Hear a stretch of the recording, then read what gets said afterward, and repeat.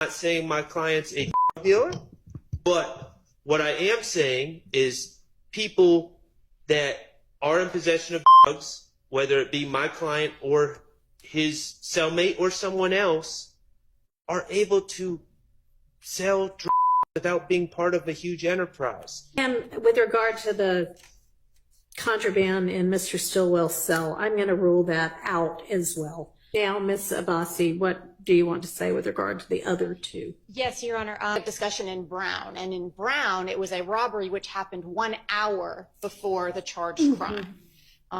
If the state is going with it's part of the same transaction or series of transactions, then we have a very serious problem with proximity, because the case law is not anything a conspiracy does that happens over the lifetime of the conspiracy qualifies as intrinsic.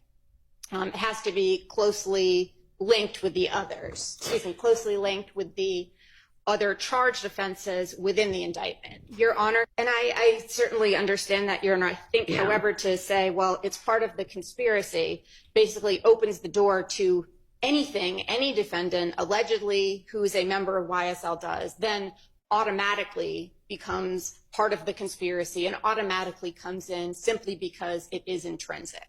Okay. I think with a lot of this, Your Honor, we're getting close to some due process concerns here.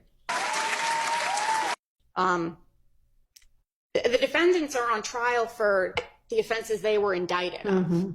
That's what they're on trial for.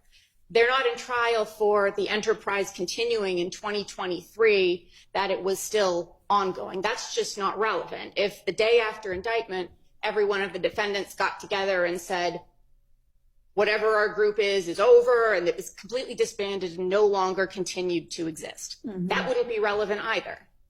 What they're indicted for is what they're on trial for. So here we're expanding. That's, I think, a lot of what's happening with our social media and other things that I guess the state has found afterwards. They're now being tried for things the grand jury never heard about.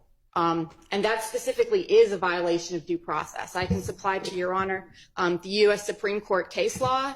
No, I'm with you on that one, and I am very skeptical of the state's argument that any uncharged, not showing up in the indictment overt act that they offer could in any way support, if found, a RICO count being established.